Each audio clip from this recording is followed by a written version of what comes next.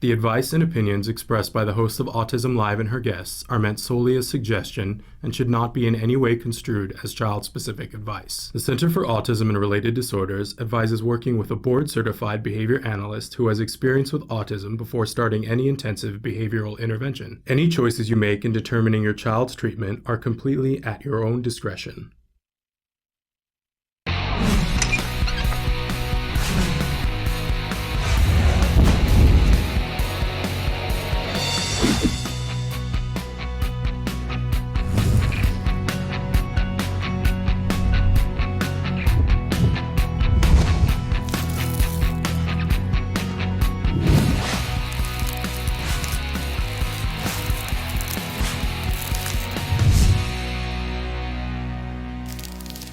Good morning and welcome to Autism Live. I'm Shannon Penrod and we're webcasting to you live from the Warner Center in Woodland Hills, California. We're in Tower 1. This is the new home for the Center for Autism and Related Disorders headquarters. It's also the new home for Autism Live. We're coming to you from a conference room on the 19th floor. This is our temporary studio as our actual studio is being finished. I don't know if you're keeping track on Facebook, but we are getting closer and closer. We think that we have a bunch of exciting events that are happening next week, but we think that the week after we may be in our new studio. Fingers crossed, no promises, but we will keep you posted and updated. I want to remind you that this entire show is meant to be interactive. We want to participate with you. We want to know what your thoughts are, your concerns, your questions. And Kelby is going to cycle through some of the different ways that you can get a hold of us here while I remind you that our homepage is autism-live.com.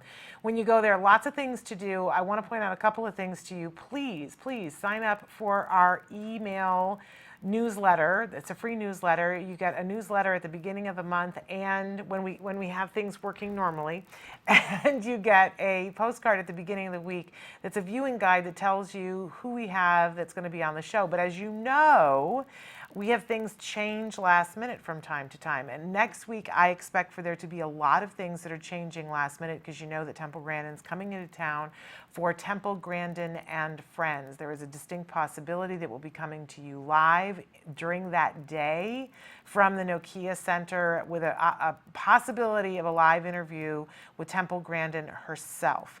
So, but I won't know for sure until probably Monday or Tuesday. And if I don't have a way of getting a hold of you, my friends, then you won't know.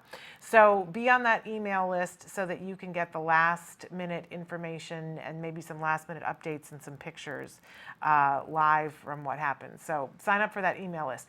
Now you can also be watching the live show by going to autism-live.com. You'll see a desktop on our homepage and it's got a computer screen. If you click on the triangle on the computer screen, you can be watching the live show, the most recently recorded live show, or you can click on the playlist up in the upper left-hand corner, and it allows you to go through the most recent 100 shows. Now, to the side of all that is something we call the live feature. It's a series of white boxes. If you put your cursor in the box that says your questions, you can type, hit enter, and it will appear here on my screen. And in that way, you and I can be having a conversation. And better yet, you can be having a conversation with the experts and the guests that we have here on the show. We've got quite a show for you today. Really excited about that. Can't wait to tell you all about that. But before we get to that, I want to remind you of a couple of things. One, while we have experts here on the show, I'm just not one of them. I am an autism mom and a former teacher. I have a great passion for this subject and for helping all of you to get to the progress that you so richly deserve. Whether you are a parent, whether you're a teacher, whether you are the individual who's on the autism spectrum, or you're just somebody who loves somebody, just love somebody, whether you're someone who fabulously loves somebody on the autism spectrum and you want to know more, you want to grow, you want to get to more progress yourself and help that individual get to more progress, come on in. We welcome you. We want all of you here with us so that together, si se puede, right? We hold hands, we can do this. So to that end, we like to start every morning with something we fondly refer to as the jargon Of the day. This is when we take on one word, one phrase, one acronym, and we try to figure out what in the hey nani nani are those experts talking about and why. Why are they talking about it? Today's term, I believe this, Kelby, is this the first time we've done this term? Oh, yeah. It is the first time. So the other day we did conditioned reinforcer. Well, it was time. We need to talk about unconditioned reinforcers. That is what our jargon term for the day is. All right, so what is this? Conditioned, unconditioned. I still think we're talking about hair and split ends, but no. Our actual definition for unconditioned reinforcer. Unconditioned reinforcer, also known as a primary reinforcer, and you've certainly heard that term, I'm sure, or an unlearned reinforcer. An unconditioned reinforcer is a stimulus change, oh see, and you lost me there, a stimulus change that increases the frequency of any behavior that immediately precedes it, irrespective of the organism's learning history. What does it mean? What does it mean? And why do I care? That's what I want to know. So let's take a look at our working definition. What is an unconditioned reinforcer? Unconditioned reinforcers are things that fulfill basic needs like food, temperature, hydration, clothing, shelter, sex. They can be powerful reinforcers without having to make them rewarding. When these things follow a particular behavior, they are likely to see that that behavior increases in the future as a result. Okay, if you think back to your Psych 101 class that you probably took in college, and maybe you even covered in senior year of high school, and they had Maslow's hierarchy of needs, right? And Maslow, said these are the things that every, living being has to have in order to survive. That we have to have a certain amount of water and hydration. We have to have a certain amount of food. Sex is on the list. We can all deny it, but it's on the list, right? These are things that we consider primary reinforcers because usually, for most people, at least some of these are so necessary that they are a reinforcer without it having to be taught. Now, for our kids on the autism spectrum, sometimes food needs to be taught as a reinforcer, right? So, but there are other things that our kids find reinforcing without them having to be taught. They're already reinforcing. So when we talk about a conditioned reinforcer, where we want to make something like homework reinforcing, and we talked about this the other day, that then we pair it with something that's already reinforcing, and we pair it and pair it and pair it, then we can fade away the primary reinforcer, and the thing that we wanted to be reinforcing, the homework, can be reinforcing on its own. Now homework is a hard example, but we can get homework to be reinforcing by pairing it with things like a primary reinforcer. So when we talked about that the other day, what kinds of things are we talking about? It's one of the reasons why food is often used as reinforcement, because we know it's powerful. That most of us like to eat at some point. We can't assume that's for all people, right? Because some of our kids on the autism spectrum don't find, but usually they have at least one kind of food that they can find reinforcing, and it may not be the best thing for them, but if we're trying to teach something to get to a good place, we may utilize it for a short period of time, like candy. But I don't want you to be confused and think that all reinforcement has to be taught with food. Food's powerful. Food is powerful, but we almost never used food as a reinforcer for my son and used other things in its place. I won't tell you that we never used it, but we almost never used it. But so you're pairing things with something that we know for sure is going to be reinforcing.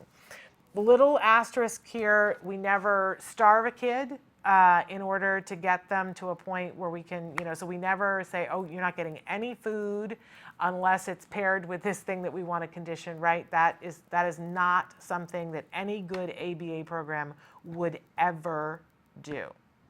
But that extra special thing, you're not going to live on candy, but maybe you only get candy when we're pairing it with something that we need to make reinforcing. All right, unconditioned reinforcers, primary reinforcers, they're a really important thing to understand when we want to be able to pair something with something that's powerful. It's the powerful thing.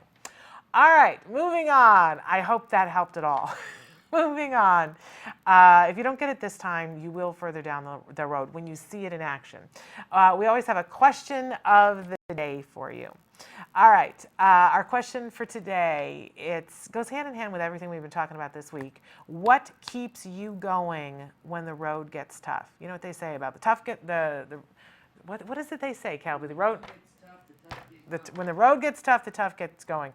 I need Kelby today. I was saying earlier, is something in retrograde? Is anybody else having a problem? Nancy and I definitely were saying yesterday that it's a little rough this week, right? In any case, we go on, right? What do we do when the road gets tough? We keep going. That's part of what being a member of the autism community is, but what is it that keeps you going? What is it that kind of gooses you? Progress with my kid is what keeps me going, and hearing from all of you and having an opportunity to be with all of you. And whenever I can save you 5 minutes or $5, I got to be honest with you guys, that's what keeps me going when it gets tough. But what keeps you going? Write in and tell us on Facebook. All right, we always have a topic of the week, and our topic this entire week, and I got to say I've found this very rewarding. Our topic is finding passion, and talking about specifically, for parents, for individuals who are on the spectrum, for teachers, for everyone. How do you find your niche? How do you find your place where it's what you do, even if somebody wasn't paying you, but frequently when people find their passion, they find that that's when they get paid more than they were getting paid when they weren't finding their passion. We had the opportunity on Tuesday to talk with Robin Schneider, an amazing mother who was in a place where husband with MS, 2 boys on the autism spectrum, nonverbal, and trying to find the way to connect with the boys and get her husband as healthy as possible. And they discovered as a family running. Who would have thought? They weren't a running family. It wasn't a part of their family culture, but they discovered running. The boys started running marathons. And then the mom was diagnosed with breast cancer. You can read all about this in her book, Silent Running, but that passion for running, which then she discovered after having the breast cancer, kept that family together. It made it easier. It wasn't always easy. They had to go through a lot with the Boston Marathon bombing because they were there for that. But still, they kept on going, because when you find your passion, you find that it's easier to get done what you have to do. When we can connect our kids to their passion, you saw Spencer Hart sing on this show yesterday. And if you didn't see it, you need to go watch. The name of the clip is Spencer Hart Sings to Nancy Alspaugh Jackson. Go watch it. I got chills. I cried. And I defy you to watch that and not get misty, man. It's amazing because that young girl sings like an angel. And hearing her mom, her amazing mom, talk about 2 years ago, she didn't know her daughter had that voice. And what a gift it has been for them that Spencer has found her passion. How do we find that for ourselves? How do we find that for our kids on the autism spectrum? It's a thing worth looking for. So that's what we're continuing to talk about today. And by the way, I didn't mention we had so many other guests talking about things as well. I thought it was amazing to hear from Nelson Santiago on Tuesday about his passion helping young people on the autism spectrum to connect with the inner entrepreneur in them, to be business owners. Come on, it's fabulous. Well, we're keeping in that tradition today, and some of the different things that we have going on today. You want to talk about passion. Susan Scheller is here, and she's going to be joining us in just a couple of minutes. She's an autism mom, and she's a performer. And performer in the tradition of Janis Joplin. This woman, as they say, has got a set of pipes. She's another person who's going to be performing at this fabulous event next week, Temple Grandin and Friends. And the folks at Temple Grandin and Friends want us to remind you that this is not just a talky thing. This is a concert, and it's an amazing concert. You can see people like Spencer Hart and Susan Scheller and James Durbin and Stephen Shore and a whole bunch more superstars in the field of music and autism. And believe me, there's a big field of music and autism. So Susan's going to be with us in just a few minutes to talk about an amazing song that she's written for the autism community. We got some autism news for you. And then in the second hour, David Kieran is going to be with us from Autism Speaks. He is the head of adult services for Autism Speaks, and he's going to be talking with us about spectrum careers and an amazing new job portal that is helping more individuals on the autism spectrum to connect with work, employment. What a wonderful thing to get passionate about, having a job and being able to contribute to the world around you, to feel a part of that, and to be monetarily rewarded. Woohoo, right? It's the best token economy that there is. Talk about a primary reinforcer, money tends to talk, right? And for all of us to be able to give that ability to more individuals who are on the autism spectrum, what a wonderful thing. So we're going to be covering that and ever so much more coming up after these messages. Stick with us. You say howdy, we say hi. Let's get rowdy, let's get wild. Let's get wild. Let's get wild. Let's get wild. Let's get wild. Welcome back to Autism Live. I'm Lisa Ackerman with Taka. My Hi. guest here, I am Jennifer Lucero with Taka. Taka Mom's here in the house. Jeff saw on a TV commercial, they were making calzones, and he looked at me and goes, "Mom, please make me that." Wait a minute, yeah, calzone, you can't have calzone. He goes, "Well, you make me pizza. Why don't we call it a puzzone?" So we're gonna do this ode to Jeff, puzzone. So I'm gonna have Jen come on in. All right. You're in charge. Ready. We're gonna add a little grapeseed oil, garlic, cut up chicken, finely cut up onion, and we're gonna throw a little bit of basil. So we're gonna just take about 5 minutes or so, saute up the chicken and all of the onions together. While Jen is slaving away at the stove, I'm gonna make the pizza crust. A lot of gluten-free choices that you have out there for pizza crust. So I'm gonna go ahead and start with the dry. Again, I'm using eggs. There are a lot of egg replacers on the Taka website. We have about a dozen different ways to replace eggs. So I'm gonna go ahead and add my shortening. Calls for a little extra salt, which I'm gonna put in here. And also add a little pepper. And we also have herbs de Provence that gives the crust a nice Italian flavor. Can't forget the apple cider vinegar, organic stuff ready to go. Yes, I have all my ingredients. We're ready to rock with this mixer. And don't be afraid of dough. Dough doesn't bite. So here's what we'll be working with to make the puzzone. I'm ready to go. Let's get this party started. So what we're gonna do next is roll out the dough. I like to be rolling in the dough, but we're gonna roll out the dough instead. So let's go ahead and get started here with that. So again, you see me using the parchment paper all the time. Love this stuff. It's basically unbleached, ready to go. It's just gonna make life a lot easier on your rolling pin. You don't need to coat it or anything, which is a lot easier, but I swear I should buy that by the gross ton. So the puzzones, this basically makes 2 big puzzones. I'm gonna take half of the dough and roll it out. Half of the other dough will be for the other puzzone that we're gonna make in just a little bit. So you wanna you're not making a pie crust, you're kind of making a long oval shape. So we're gonna try to make a shape where I'm gonna basically roll this over with all the yummy fillings. And so any combination or variation thereof. This sauce, just real simple, is organic crushed tomatoes. I've added a little bit of salt and pepper and herbs de Provence in that as well, which I love. I like extra fresh basil. That's always yummy to have on your puzzone. And thank you, this turned out fantastic. So we're just basically building it the way that we want to eat it. Of course, my favorite rice-free, organic, dairy-free, soy-free cheese. It's gonna pop off the sides. Okay. I'm not afraid of popping out the sides. So that's the beauty of the parchment paper. Once you're done, you just flip it over and peel it back. So I'm just taking a fork now and going around the edges. It looks so pretty. It looks really nice. So for 400 degrees, we're gonna go for about 25 minutes. You want it golden brown.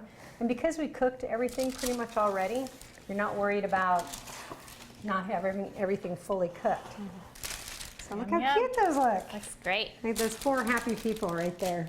This weighs a ton. So let's go to the magic oven.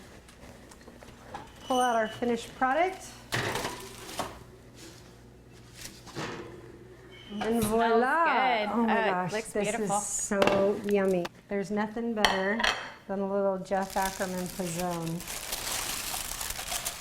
Yeah. And this is going to be nuclear hot, but we'll go ahead and cut it Careful. open so you can. Oh my gosh, this is going to taste so good That later looks on for great. your kids. Yum. Feedback, keep it coming. Thank you for helping, Jen. Thank you for having me. And thank you for joining us. Come back to Autism Live. We'll keep doing allergy-friendly cooking classes. If you have any suggestions or things that you would like to see us make, bring it on. You can reach us at autismlive@gmail.com or Facebook. Love the Facebook. I know, too much for me. Facebook, so facebook.com/autismlive, or thousands of taco recipes ready to go. Basically go to Takanow, TACANOW.org, and we'll see you next time. You say howdy, we say hi. Let's get rowdy, let's get wild. Let's get. Welcome back to Autism Live. We're joined right now, live in the studio, by a fabulous guest, Susan Scheller. Thank you so much for being here. Thank you for having us. And you are a phenomenal performer. We're very excited because you're going to be performing next Wednesday at Temple Grandin and Friends. This is an exciting event. We've had a lot of guests on the show talking about it. We're all a Twitter about it, literally and figuratively. But you're going to be performing there. We've got a long list of names that we've promised that we won't forget to mention that are going to be performing with you. And it's at Club Nokia. Yes, it is at Club Nokia, and there are still tickets available, shockingly enough, but it's a pretty big space. So there are tickets available. There are even tickets available if you want to do a special, be a VIP. They have a meet and greet with Temple Grandin. Yeah. Amazing, amazing event. So let's talk a little bit about the event so that we make sure that people know about it. It's a Wednesday. What are you going to be singing? Well, I'm going to be opening the show, and I'm going to be performing during the meet and greet also, which is going to go on about 7:45, 7:15. And Temple Grandin will meet people upstairs in the private meet and greet area. It's beautiful. And there's an I've art seen show. it. It's really, it's going to be a wonderful event that's going to bring community, music, talent, autism all-stars all together. And it's really, and the money is going to go to create a workability program, like a temp agency for individuals with autism, because there aren't a lot of services available after the age of 22, and it's Autism Nation out there. Yeah. It's a whole generation of kids with very specific skills and talents, and they need to be embraced and employed, and we all need to be part of that. Absolutely. And bring it to the forefront. And that's Autism Works Now, that it's going to benefit a wonderful, wonderful organization. Yes. So you're going to be opening the show. Do we get to say what you're going to be able to sing, or we leave it a surprise? Well, What do you think? I'm going to be backed up by Outlaw Country Bad Boys, Merle Jagger, and I'm going to be doing my original material, and then we're going to do the If I Can Feel It song, which is a theme to Generation A, filmed by Barry Schulz and Joanne Lara, about individuals with autism, and it's a documentary, and we're going to be doing the song, and during the song, Soul Shaka, Rio, known as Soul Shaka, he's a rapper, he's amazing. I've heard amazing He's things going to about come him. out and he's going to mosh. We're going to mash. Ooh. Yeah. That's very Mash, exciting. they call it. Yes. Of Well, rapping the rest and of us will be singing. moshing in the mosh Right. pit down. But amazing, and we should say that the song "If I Can Feel It," If I can feel it, I can do it. and I've got a link to it right now on my Facebook, and we're going to put a link to it on the Autism Live Facebook page at the end of the show. So it's a beautiful, beautiful song. Thank you. You are an amazing performer, and you know, when people listen to you, you are a soulful. I'm sure you get compared to Janis Joplin all the time because it's that kind of sound. This lady can rock out, my friends. Thank you. Very impressive, and it's a beautiful song that Thank you you. wrote specifically for the autism community. Yeah, it was autism movement therapy, and the idea behind autism movement therapy is that the kids, when they're moving, it's kind of resetting and regulating their neurology. And even my son, during the Autism Sings program we had a few years back, normally he wouldn't do it, but he just got so excited, and from moving around and dancing, he jumped on the stage and started singing with me at the show. And then he like took out the trash, he wrapped up the band, I mean, I couldn't turn him off. We turned him on. Right. And that's kind of what the song is about, is if I can feel it, I can do it. Right now. Possibility is right now. And, you know, we always have a theme for the week, and our theme this week has been finding passion. And I love what you just said about turning them on. Yes. Finding the on switch. Yes. Because I think that's when you find something that they're passionate about, that's exactly what you're doing, is flicking the on switch on. It's kind of universal for all of us, really, but it's a Yes. little bit more superimposed for these individuals and gives them those little blocks to move ahead and snap in, not snap out. Exactly. So an amazing event on Wednesday. We should mention that some of the other performers, James Durbin, who we had on a few weeks ago. American Idol finalist James Ooh, Durbin. what a young man is he. That's going to be an exciting performance. He's really going to do kind of a stripped down thing. He's going to play piano, he's going to sing. It's going to be very intimate. A powerful, powerful young man with a powerful voice for our community, and what a gift for him to be there. As you mentioned, Rio, or Soul Shaka. Soul Shaka. You're going to be hearing more from him. I'm telling you, this young man's going to be jettisoning forward. I know it. And of course, Temple Grandin is going to be speaking. Temple Grandin is going to be coming and meeting her fans and signing her books. Yep. And Stephen Shore is also going to be there. And Spencer Hart. We haven't mentioned Spencer, who was on our show yesterday. Amazing, Voice like an angel. Amazing gift from God. Just, Yes. Or whatever you believe. She's Yes. gifted. Believe it. She's amazing. So again, tickets are still available. You can go to Temple Grandin and Friends on Facebook. Yes. And you can connect there to get tickets at Club Nokia. This is Wednesday, May 20th. It's worth flying in if you're out of town. Oh, yeah. It's an amazing thing to go. There's a wide breadth of tickets that are available, so that if you need to do something on the cheaper end, you can. But if you want one of those VIP tickets, they're going fast, and I don't think there are many of them left, so you need to get that they're today. $150. And you can even contact me on Facebook, and I will give you the seating chart. All and right. you'll save a little money on the There you go. the admission, the processing fee. You All save right. up to $15 And per so ticket. you have your Facebook page, Susan Scheller. Yeah, you can contact me at Susan Scheller 66. There you go. Yeah. All right, we're going to take a short break, but when we come back, we want to talk with you a little bit about what your connection to autism is and was. So stick with us. More with Susan Scheller after these messages. Thank you. What is autism? What is autism? What is autism? What is autism? What is autism? What is autism? I've been asking myself that for a very, very long time. Let me think about that one. Trying to just Let me think. Oh man, that's a rough one. Yes. Autism, Autism is a neurological disorder that affects many of our kids in different ways. It's a learning disability that affects the cognitive functions of the brain. A lot of people have the misconception that it's a disability, and it's really not. I look at it as like a special gift. When one person thinks differently from another. It's an opportunity for everyone to learn to understand someone that's a little different than them. Autism is the ability to educate. They're given so much talent in different areas. To me, autism means a chance to be with and be around people you really care about. Autism is beautiful. It's a way of seeing the world differently. It's always unique, totally intelligent, and sometimes mysterious. Happiness that comes out of my son's hard work. is a movement. Unpredictable. That's right. Awesome. Love. The field I want to work in. Laughter, fun, joy. Autism is beautiful to me. I want you to remember these three words. There is hope.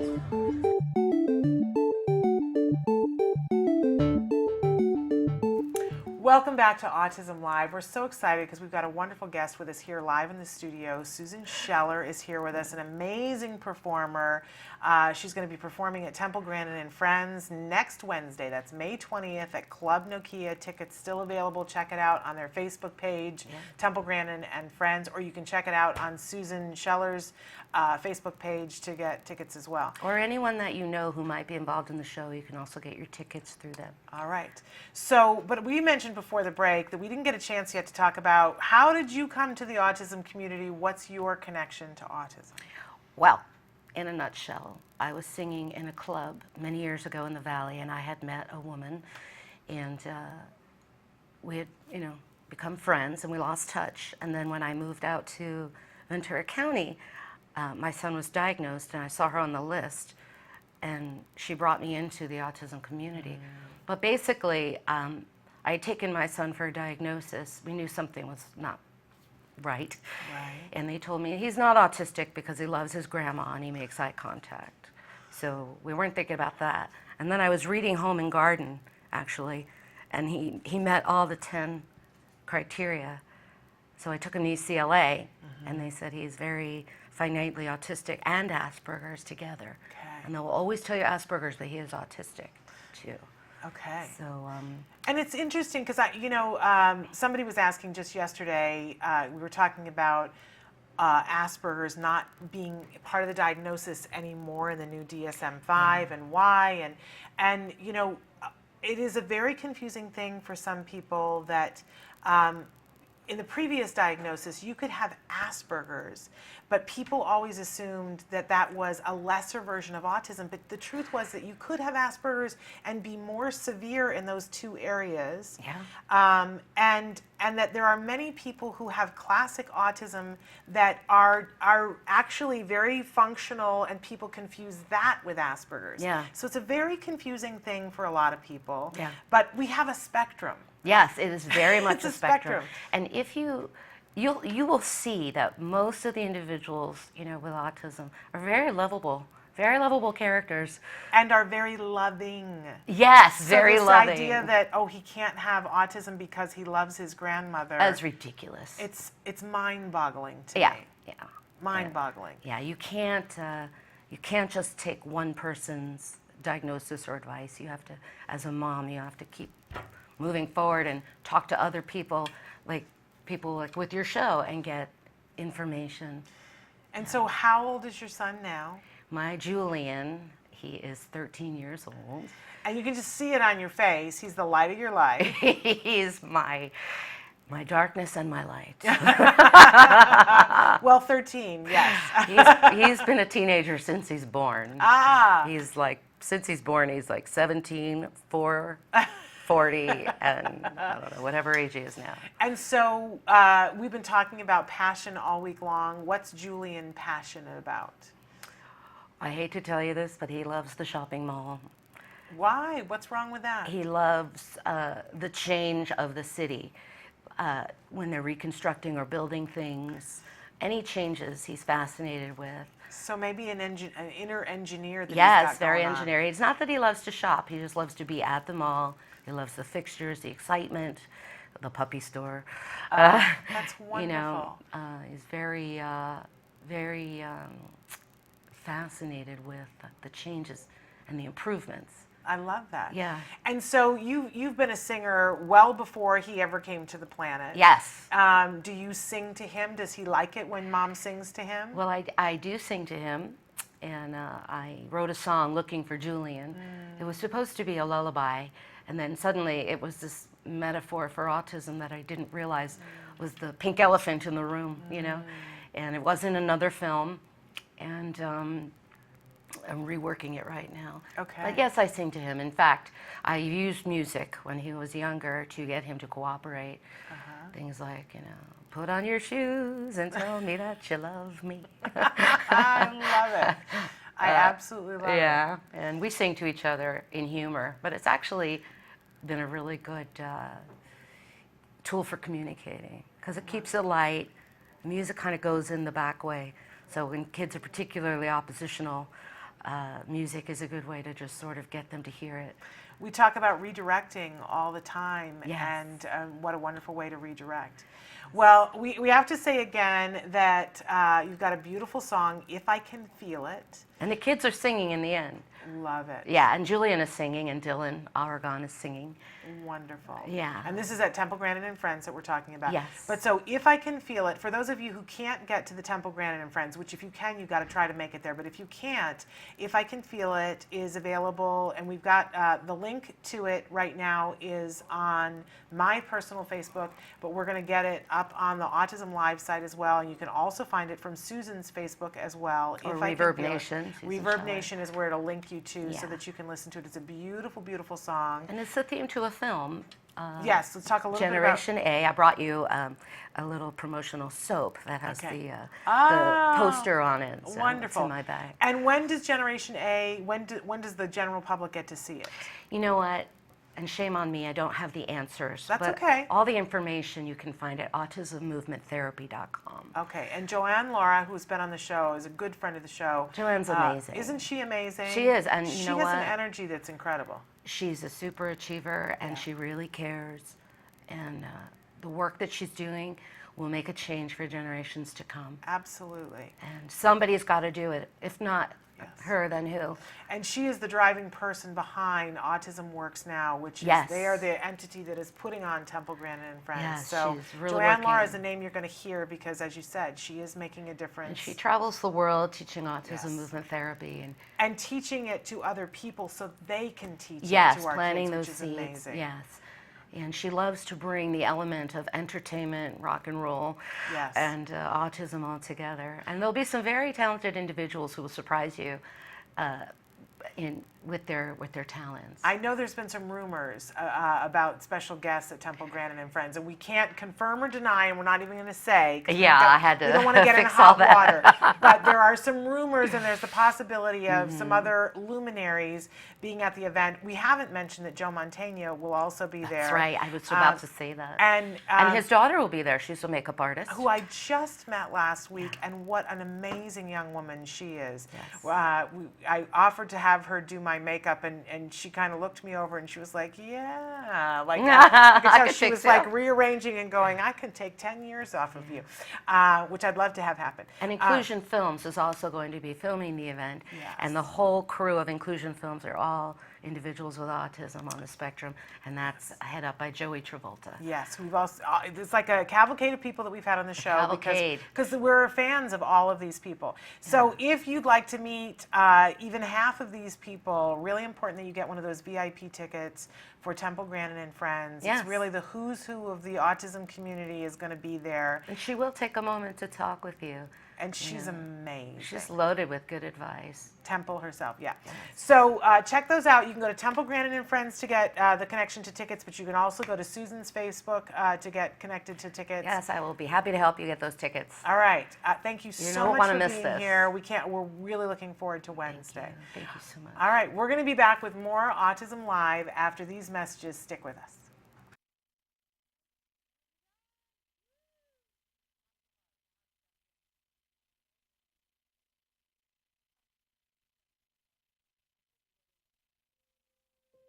What would you do if your child was hurting? If your family's future was uncertain. If help seemed out of reach. Have you been given no hope? Taka means I am not alone in this. This is the reality for families affected by autism. And today, the number of children with autism is growing more rapidly than ever. Taka unites these families and ensures that they do not have to fight this battle alone. Our oldest son, Jared, who has autism, when we first took him to the doctor to get the diagnosis, you know, it's so sad because they offer you nothing. There's no help, there's no hope. One of the things that you learn with autism is being very grateful for even the small milestones. You know, when you first get the diagnosis, you go through all the range of emotions. You know, this can't be happening. Why is this happening? You have to get to a point where it's the emotion that has to be leading is, what can I do? The first thing that struck me was walking to a room and seeing, oh my gosh, we're not alone. And there is this very strong community that's already set. And something I still today associate with Taka the most is hope. To me, that's what Taka means. Taka means hope. It's like you've got all these dreams and goals of what your son's going to do, and you get your diagnosis and you're sent home. And that's it. There's no plan of action. There's no, here's autism, here's what we're going to do to make your life better and help him. It's strictly go home and try to process it and go on the internet. It was devastating, and you just, you know, you go through this 3-week of depression, and then you snap out of it. You have to. And then you start making phone calls and trying to figure out what is autism and what are we going to do. And then we found Taka, and it was life-changing. Autism, there really is no definitive answer. It is trying to find the resources that are out there that can assist you to help your child so that, you know, you just don't feel so helpless at those particular moments. There was direction and there was hope and there was a little ray of sunshine that he's going to be okay and we're going to be okay. I always look back and think we would never be where we are. Carson wouldn't be where he is at without Taka.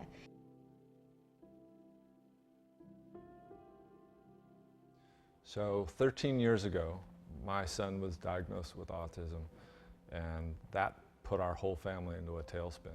There were so many different ideas and things that were not proven. Nobody knew what guidance to give us. We had no direction. And then we found Taka. They helped give us a path to follow, help give our son a better future and make him healthy and put him back onto the road of recovery.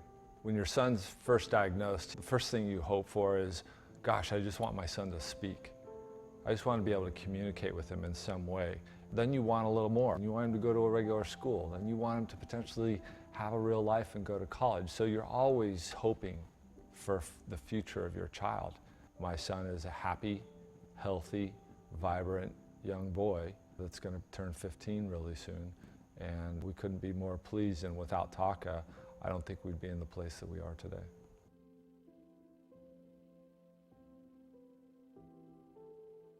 We believe the future is not defined for many affected by autism. There is hope and direction for these kids and their families. Taka is dedicated to providing community, support, education, and hope to families affected by autism. At Taka? At Taka. At Taka, We are families with autism helping. Helping. helping families. Helping families with autism. Hi, my name is Matt. I am 19 years old and I was diagnosed with autism when I was 6 years old. Autism is one of the fastest growing developmental disabilities in the United States, but I am living proof that with the right treatment, hope is possible. My future is not limited. Today, I am attending Fullerton Community College and I run for the cross-country team for fun with my friends. It makes me feel proud when I think about my progress.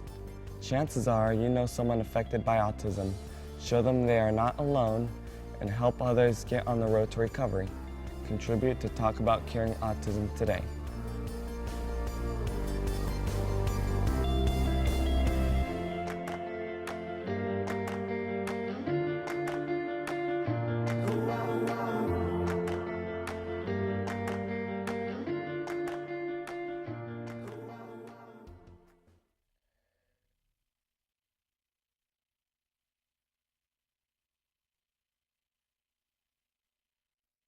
It's every parent's desire for their child to have a great start in life.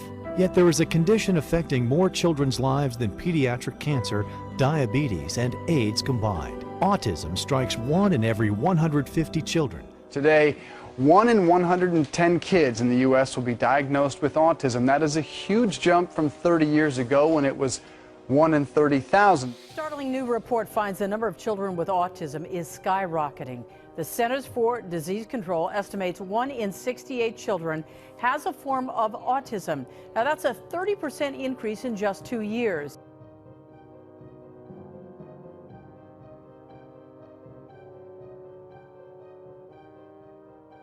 Well, a lot of this with all the accomplishments over the last 20 years, I'm thrilled.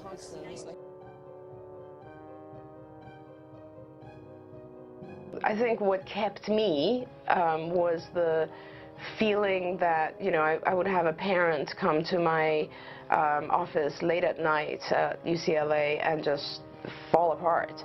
And this is a long time ago. There were much less back then in terms of services and knowledge and so on.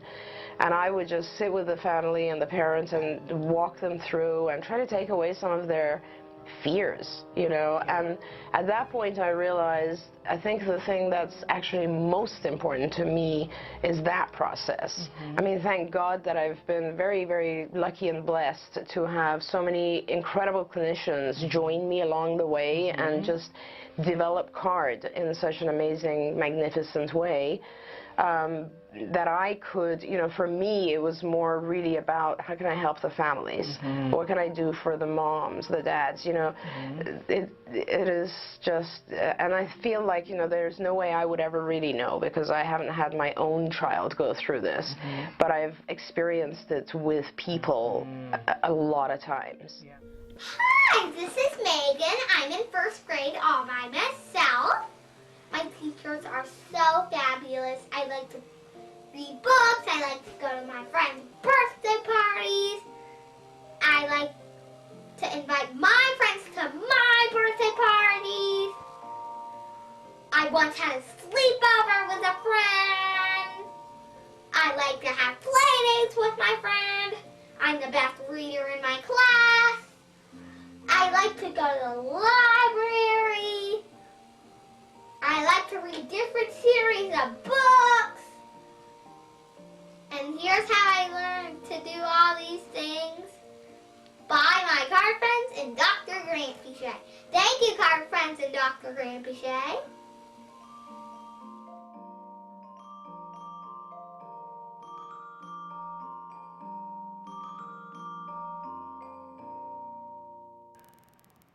Welcome back to Autism Live. What an amazing guest. And let me just tell you, wait till you hear that woman sing. It is amazing. You'll feel like you're listening to Janis Joplin, Risen. It's truly wonderful. And again, the link to the song that she's written, If I Can Feel It, you can find it on my personal Facebook right now, but we'll have it on the Autism Live Facebook before the end of the day. I wanted to take a couple of seconds to talk about a couple of things that are coming up. Next Tuesday, I want to remind all of you that it is Dr. Copeland Day. So Dr. Linda Copeland will be with us for the second half of the show. The first half of the show, we're going to be featuring more of the camps that we've been talking to you about that are Baker Camp recipients, their grants that they received. So not only are they summer camps that are doing a really amazing job, they've also been filtered through the grant process at Autism Speaks. And I've sat on that grant committee before in the past, and I know that it's a rigorous process where they evaluate what is the benefit to, especially our underserved populations, sometimes those teens to adults, and really specializing in things, the kinds of things that we'd all like to see our kids working on in camps. It's a wide variety of camps across the country. There are camps in every state. So no matter where you are, I feel confident that if you go on Autism Speaks site and look up the tab for Baker Grant Recipients, Baker Camp Grant Recipients, that you're going to be able to find something close to you. What happens when they get those grants? The grants are, for, I believe, $5,000 each one, and that's a grant to the camp for them to give scholarships. So that money goes directly to individuals who would otherwise not be able to afford to go to camp. For those of you who are sitting there going, okay, it's time, and I don't know how on earth we're going to pay for this because it's just an added expense. There are a lot of people who want to make sure that kids get an opportunity to go to camp. It is a life-changing thing for so many people. You know that I've talked about before that I'm a teacher, and as a teacher, you can tell when kids come back in the fall, and by the way, this is for kids on the spectrum and kids off the spectrum, if they are given an opportunity to build and grow during the summer, you can tell it in those first few weeks coming back in the fall. And the older kids get, the more important it gets to make sure that you're feeding them with something that is beneficial during the summer. So absolutely crucial. Kids, all kinds of studies have been done that, you might think, oh, well, they finished here, they're done for the year, and we want to give them a lot of playtime. That's absolutely true, but you got to be feeding the brain too educationally, because they don't just maintain, they will slide. We call it the summer slide. And especially for our kids on the autism spectrum, we can't afford to slide during those months.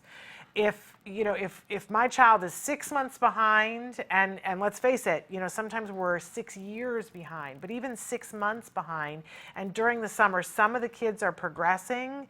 If my child isn't at least progressing during the summer, he's going to be further behind than he was at the end of the year. So I encourage you greatly to make sure that you do something that feeds your kid, whether it's a program that you do or another program. And if you're looking for another program, start with those Baker Camp grants to get one of those. But anyway, so on Tuesday, we're going to be featuring more of those Baker Camp grant recipients. And then we have Dr. Linda Copeland. Then on Wednesday, we're looking to see, it's very likely that we might be on during a different time on Wednesday. We might be doing a longer show. We're figuring out if we, in fact, can be bringing you some of the live stuff that's happening behind the scenes, getting ready for the big night, Temple Grandin and Friends. So we're going to keep you guys posted. I would sign up for that email blast so that you can know what's going on up to the minute. I want to address really quickly before we go to a break here, there were a couple of things that people had written in. Somebody wrote in yesterday and said Shannon is a lefty. Well, that explains everything. Explains a lot. Yes, I am a lefty. I am in, as they say, I'm in my right mind. I just had to explain that to my son the other day because I say that a lot whenever anybody says to me, you're a lefty. And he's like, what do you mean you're in your right mind? And we had that whole conversation about how your brain, the left side of your brain talks to the right side of your brain and the right side of your brain talks to the, the left side. I just did that the exact opposite. But in any case, yes, I'm in my right brain. Okay, somebody wrote in and said, thank you and big hugs for your program. Should I go and sit to observe ABA when my child goes in for his appointments? Can I learn from this or should I sit down with the OT every time? I think that's a really great question. I think that in the beginning, when your child is going to go into a room with anyone, and I'm a helicopter parent, so I'm not going to make any apologies for this. I think it's really crucial and important that you know what's going on in this session in the beginning. And that you be in the room in the very, very beginning.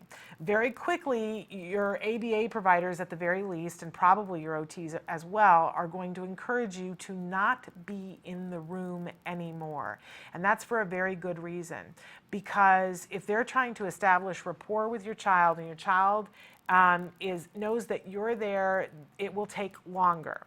Now, does that mean you need to leave the room completely, literally and figuratively? No, it doesn't. For the entire time that my son was having ABA therapy, and we had a home program, so we were at home and he came home and they came to our home and participated, did the ABA therapy, except for when we came to a clinic at the office. And then we were in the room as well, both my husband and I. But when we were doing the home program, and very quickly within a couple of days, they said, we need for you to go into another room and be available to come in if we need your help running a program because we need a third person. But unless we ask you to come out, we need you to stay in that room because we don't want you to come in and save the day if your child's crying, because the rapport between the therapist, they have to know that they're not going to get away with stuff with the therapist and mom's going to come sweep in and go, oh, this is too hard for him, right? So you got to be able to stay behind the door. I always say to every parent that's going to start ABA, the first thing that you want to go out and buy before you buy anything else is a video monitor.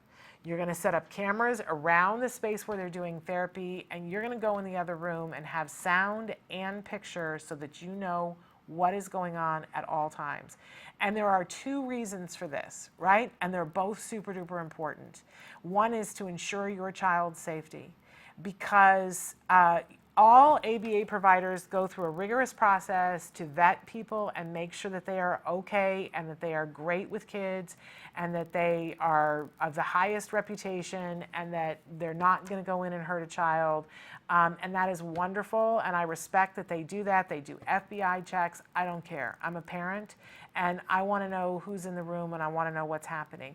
And I want to know if my child is crying, why they're crying. And what you will see if you put cameras in, and believe me, I told everybody who crossed the threshold, they came in the door, and I would say to them, hello, welcome. Here's how our household works, and I want you to know there are cameras in the room, and I move them around from time to time, and I said, I'm listening and I'm watching, because that tells people you're serious and that you're paying attention, and then nothing bad is going to happen to your child unless the person is extremely off the chart. I haven't run across any of those people, but if they are, you're going to know about it instantaneously and prevent something else from happening to your child. I think it's the very least we owe our children is to make sure that they are safe. But there's another even bigger reason why it's going to benefit you in the short term and the long term, and that is that you will be learning, you'll be watching and hearing what is happening. Now, does that mean you can't do anything else? I worked. I sat in my office, and sometimes I edited video. Other times I, wrote, and you get really adept, as you do with kids, at being able to hear and recognize when something's happening. And it's a lot of it soaked in, which is part of the reason why I have so many opinions on so many things, you know what I mean? But you learn how to interact with your child.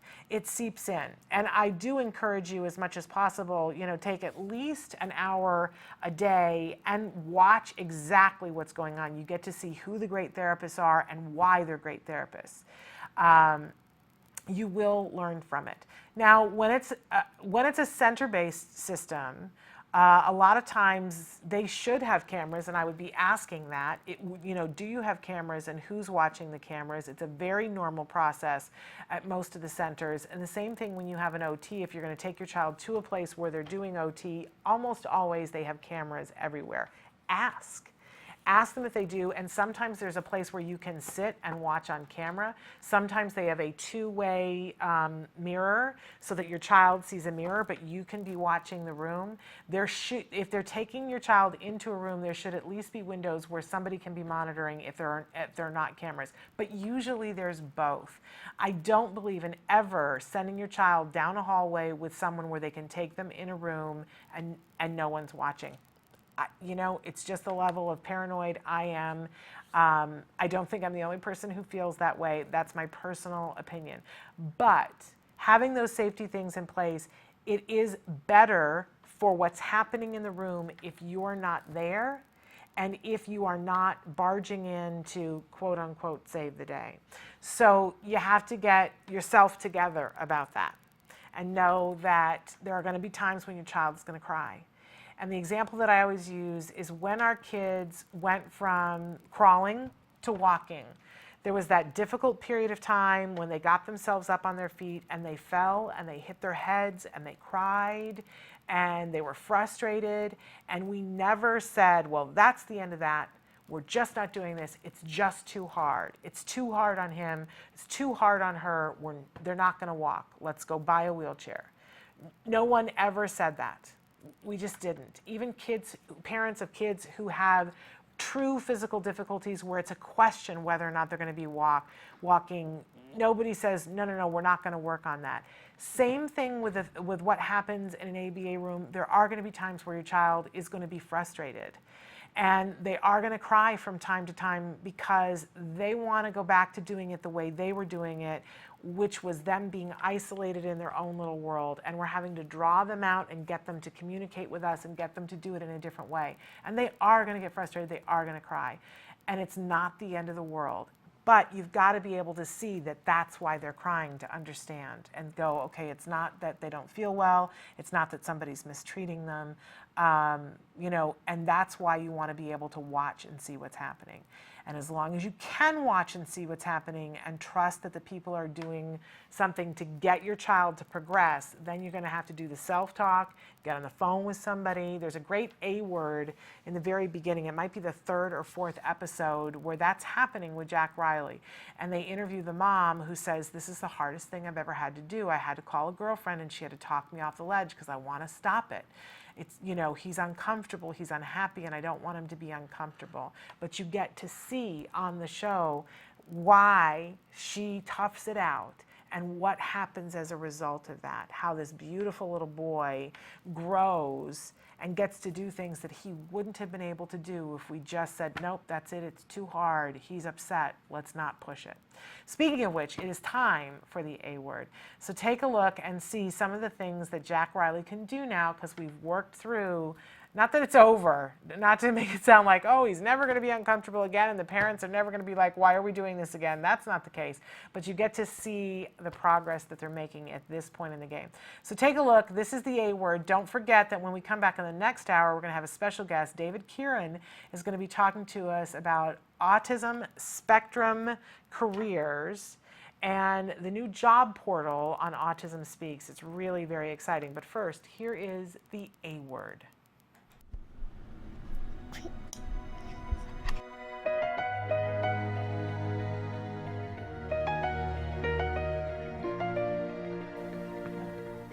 Jack, hi. Hi. What are you doing? What are you doing, Jack? Say, I'm playing. Or I'm watching. I'm watching. You're watching. Are you watching me? What's this? No. What's this?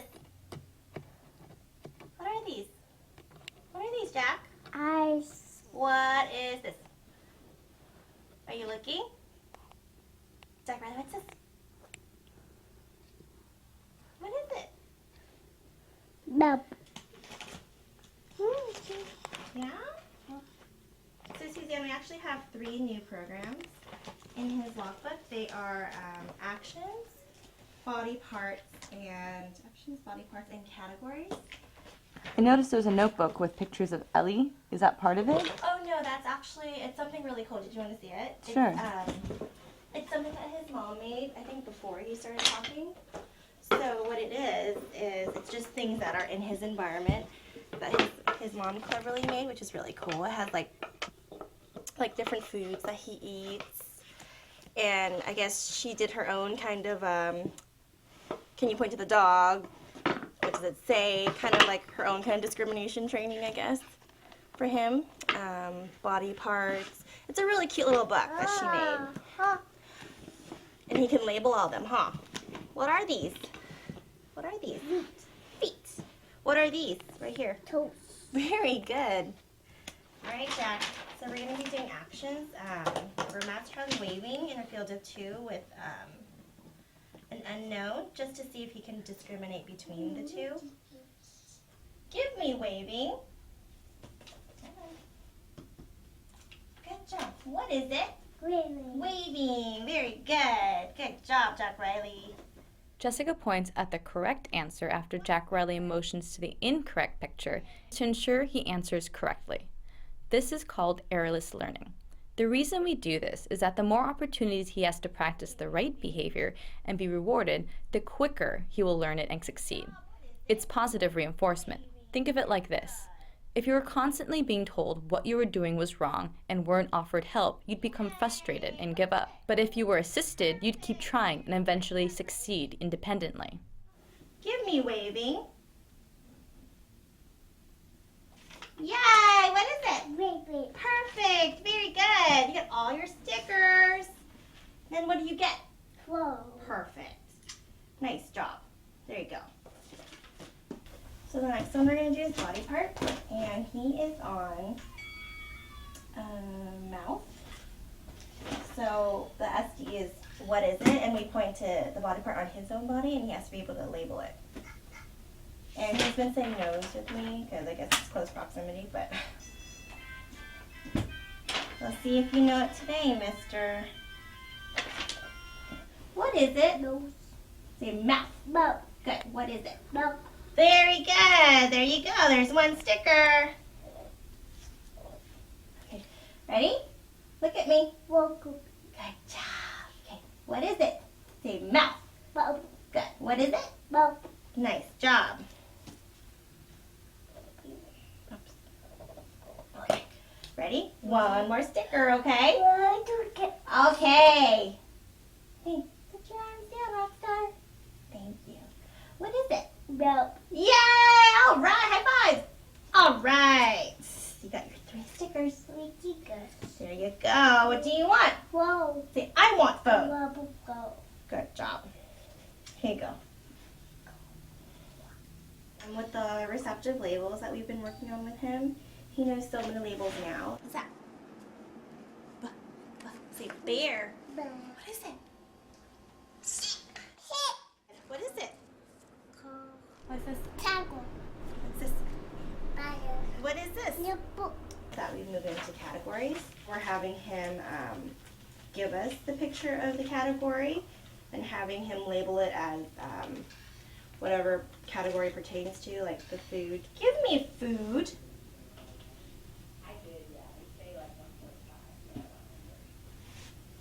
Where's the food? Good job. What is it? Food. Very good. Nice job. Give me food. Soup. What? Food. Okay, give me food. What is it? Food. Food. Good job.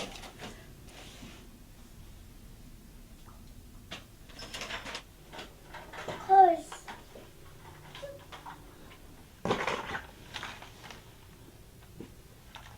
Okay. Oh, look, Jack Riley, look. Oh, I'm going in the garage. You want to go inside with me? Come on.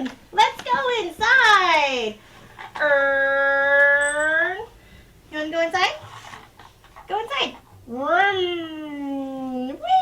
I'm here. Woo! Ready? There he goes. Say, let's go. Let's go. All right. Jessica and Jack Riley are playing together so he can practice how to appropriately play with toys. Are you all done, cars? Or you want more? All done. All done. Okay. All right. That's okay. All done. Look. Okay. All done blocks too? Okay. All right. Here, Jack Riley. Let's go for a walk. Sit down. Okay. Ready to go for a walk? Yes. Okay. Say, let's go. Let's go. Say, let's go, Suzanne. Let's go, Mr. Jen. Okay. She will come with us. Coming. Say, come on, Mom. Come on, Mom. I'm coming. I'm coming. Last week during clinic, Cheryl and Mike brought up how outings have been difficult with Jack Riley not complying with stop or refusing to walk. Sabrina, their supervisor, suggested that they practice this skill with a therapist at least once a week until the problem behavior becomes better. You can practice spell off in the rain. Okay, let's go. Stop. Yay! Good job. Stop. Stop. Come back. Yay! Thank you. Let's go. This way. Stop, stop. Who do you see? Who do you see? Oh, we found a daddy on our walk. Hey, neighbors. And there it is, the A word, where everybody is learning and growing, including mom and dad. You see making a schedule for him, putting it in a book with pictures so that he sees this is what's going to happen. It's by the way, that's an antecedent modification. We were talking about this on Tuesday. Sometimes when I made the little trifold for you of how to chart behavior, the A, the B, and the C, and that when we see that we're not having success with something and we look at what's happening in the A column, that sometimes we put in a strategy to help us. This is a great example of an antecedent modification before we go on the walk where we tend to have challenging behaviors. We're going to sit down and look at a picture book of what the expectations are for the walk. And we see that sometimes it's that simple. I know. Don't you just want to go, well, duh, why didn't somebody tell me? We just did. So I want to cover a couple of more questions that came in. One that came in yesterday that we didn't get a chance to get to. Somebody wrote in and said, I'm having a problem with my son. He was diagnosed in Mississippi with Asperger's. I have been getting services at the school, but recently realized that they never put down that he has Asperger's. He goes to high school next year, and I don't know what to do, as I need to have him re-diagnosed because they won't use his diagnosis from Mississippi. I am currently in Florida, and I don't know what to do. And I'm going to be honest with you that you're going to be a pioneer because you're right at the beginning of a new generation of kids where this is going to be a growing problem. So you're going to try some things and you're going to let the rest of us know so that we get a sense of how this is going to work. And it's not going to be a one-size-fits-all because Every state it's going to be slightly different. We're going to see now when the DSM-5 was put into place 2 years ago, we were told then that all of the kids who previously had an Asperger diagnosis were going to be grandfathered in and that they were not going to have to be re-diagnosed. And we're seeing now that that really isn't ending up being the case, because insurance companies and schools are saying, well, you know, we really can't do something without a diagnosis, and they're finding other ways to say that the previous diagnosis doesn't fit their criteria because. You can try fighting that and say, no, you know, we had a diagnosis of Asperger's and it doesn't matter which state it's from. If you've got the actual paperwork, you can make the case and fight and say, no, here it is. I don't have to pay for another diagnosis. If you want to pay for it, that's a little bit like playing chicken, because then they'll find their person that they want to do the diagnosis. And you know, I always say we have to be very cautious about the people who are doing the diagnoses, if they're tied to money being spent for treatment, sometimes that can be shaky ground to be standing on. It's unethical for them to be swayed by that, right? But, you know, I know personally as a parent, I would be concerned about that. If the person who's making the diagnosis also works for the people who are going to have to pay for the treatment, I would feel uncomfortable about that. Seems like there is a bit of a problem there. Now, you can go and get a diagnosis yourself and go to somebody who's really reputable. And if you do that, it's going to cost you some money. I want you to take whatever documentation you have before to go in and say, this is what they gave before, so that the person understands, you know, this is the purpose of what you're trying to do. It shouldn't sway them ethically either, by the way. But, you know, I really think you want to set yourself up in the best possible way. Say, this is what I had. I'm looking, you know, to get a diagnosis because my school needs it. I think that that's the best possible way to go in and have a discussion about it. But it will cost you money. So you really want to be thinking about that, and you run the risk, because your child was diagnosed with Asperger's before, that in the new criteria, it may be that your child will not qualify for an autism spectrum disorder. It's a fear that we've all had through all of this. We're told by the best of experts that that shouldn't happen if your child actually qualifies. If they qualified for an Asperger diagnosis before, in all likelihood they will qualify for a diagnosis, but I guarantee you we're going to see some kids who aren't going to fit the criteria. I don't know how capable and how skillful your child is, and I don't know who will be doing the diagnosing, but it is a big question mark, and it's a question mark that's tied to a lot of financial issues. Because if you were to go, and we know in some cases you could pay as much as $5,000 to get a diagnosis, and let's say you spend that $5,000, and what they find is that your child doesn't qualify for the diagnosis, now you're going to need to go get some services to help your child that the school district isn't going to pay for. So you're going to have to proceed with caution. One of the reasons why a lot of parents will go and get a diagnosis and pay for it for themselves is that if you should go to an expert, and let's say you pay $3,000 to get a diagnosis, and they come back and say, no, I don't think that your child qualifies, you do not have to disclose that to the school. And at that point, you would still have the option to go back and fight with the diagnosis that you had before. When you pay for a diagnosis, it is your business, and you do not have to disclose it to anyone. Makes sense, right? So that might give you the most options, and if you pay for the diagnosis and you do get a diagnosis, then you would have that to take to the folks in Florida. I would ask the folks in Florida why they're not accepting the Mississippi diagnosis and figure out what their a nasty word comes to mind, their excuses for that. What exactly is it about the Mississippi diagnosis that they won't take? That would be interesting to note, and to note in writing if you're having to build a case against them potentially to involve lawyers. It would be interesting to get that in writing. In any case, moving on to the next question, somebody wrote in and said, Dear Shannon, amazing shows and topics as always. How do you determine when to respect our child as an individual and allow them their way? After watching Dr. Granpechet's anxiety talk, we realized that we, the parents, are anxious a lot about things my kid doesn't really care about. Then he gets anxious either from my cuckoo-ness. Flip a coin. Appreciate your wisdom. I think it's a tough thing, and you have to go case by case. But one of the, I sort of have a mental checklist, thanks to Dr. Jonathan Tarbox, in my head, where when I'm getting emotional about, you know, he needs to be able to do this, and he has to do it, and he has to do it in this way with my son, I ask myself, why? Why? Who am I serving through making sure that my child does this? Does it serve me, and what fear is it tied to in me?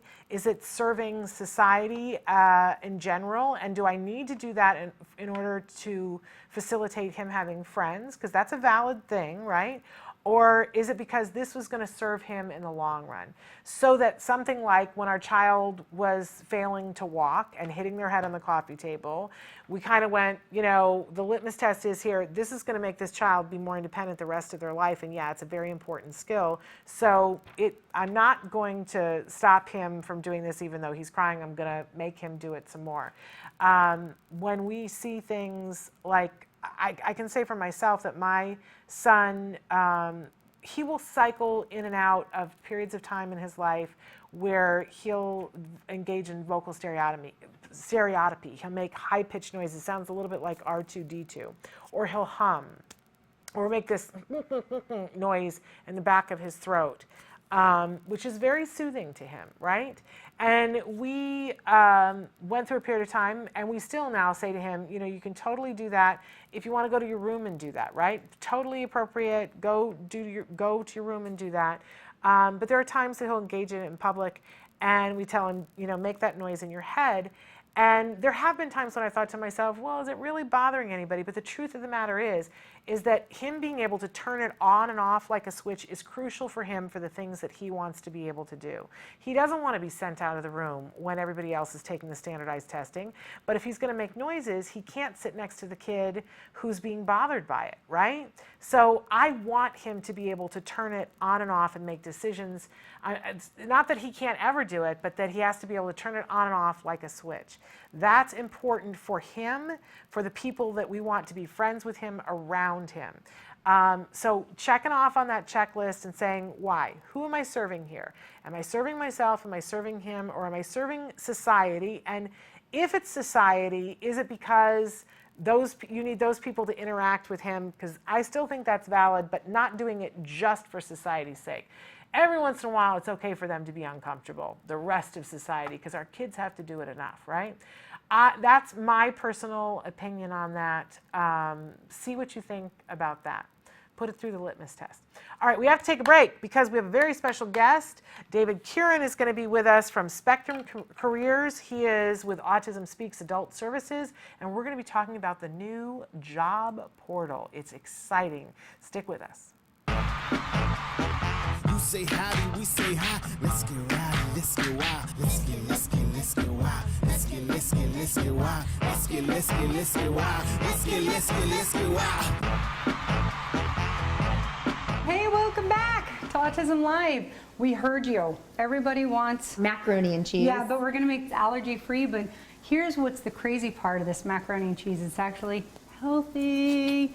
And it tastes good. Yeah, it tastes really good. That's the most important part. So we're going to start. We got our water boiling. There's so many variations on the pasta.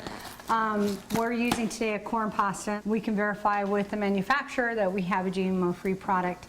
So let's go ahead and put that in there.